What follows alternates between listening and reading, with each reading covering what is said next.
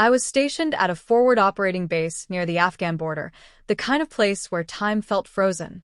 Just dust, static, and endless orders. The nights were too quiet in that unsettling way, the air always unnaturally still. Then, at exactly 3:47 a.m., the encrypted radio crackled to life. Lieutenant Mercer, incoming secure transmission. Civilian line. That never happened. The voice broke through with static, low and urgent. This is Officer Rajan, Punjab Police. We found a minor sleeping at the Moulton bus terminal.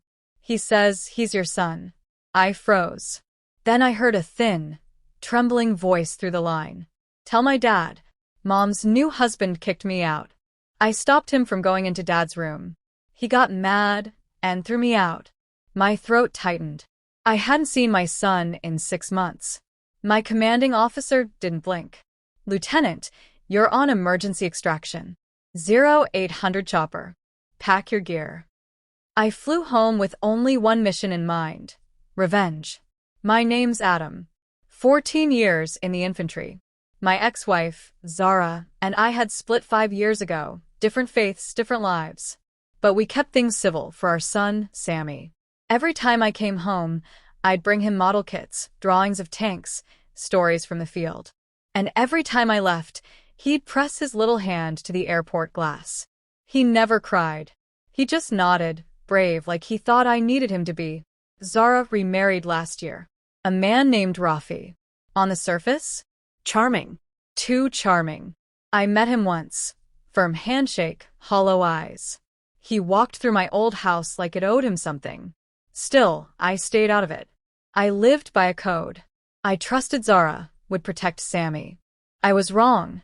A month before that call, Sammy messaged me. Dad, can you help me transfer schools? Rafi says we can't afford it. I offered to cover the full tuition. Zara refused. You're interfering, she said. Then another message. Rafi says I need to stop going into your old room. But I miss you. Your medals are still there. That room was off limits. Why? I asked Zara. Her reply was sharp. Don't bring your war drama into my house. Sammy needs stability, not military fantasies. I felt it in my gut. Something wasn't right. But I was 6,000 miles away. I trusted she'd never let him get hurt. That trust was a mistake. When I found Sammy at the station, he had one small duffel bag. His face was pale, lips cracked from sleeping on concrete. He didn't cry. He just sat beside me at the police outpost like a soldier in retreat. The officer explained.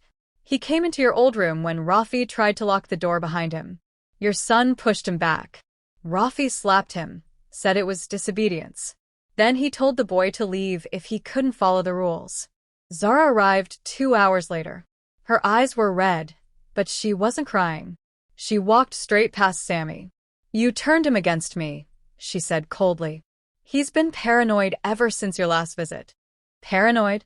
I snapped. He stopped a grown man from locking the door behind him in a child's bedroom. Her jaw tightened.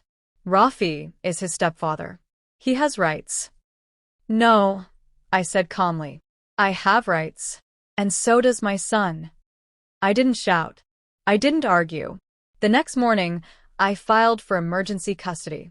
Sammy stayed with me in a hotel near base housing while the courts processed the paperwork. I made him oatmeal. Let him sleep as much as he wanted. Every time he woke up gasping, I just sat beside him. No questions, just presence. Zara called 3 times. Once to beg. Twice to threaten. You'll ruin me.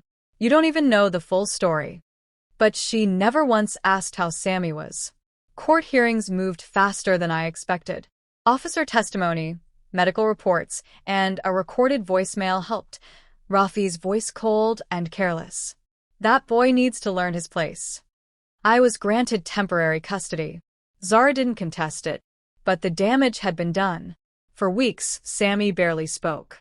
He flinched whenever the hotel staff knocked, refused to sleep unless I was in the room. One night, he finally whispered, "Why didn't she stop him?" I didn't have an answer. So I told him the only truth I could. That's not your fault. Because it wasn't.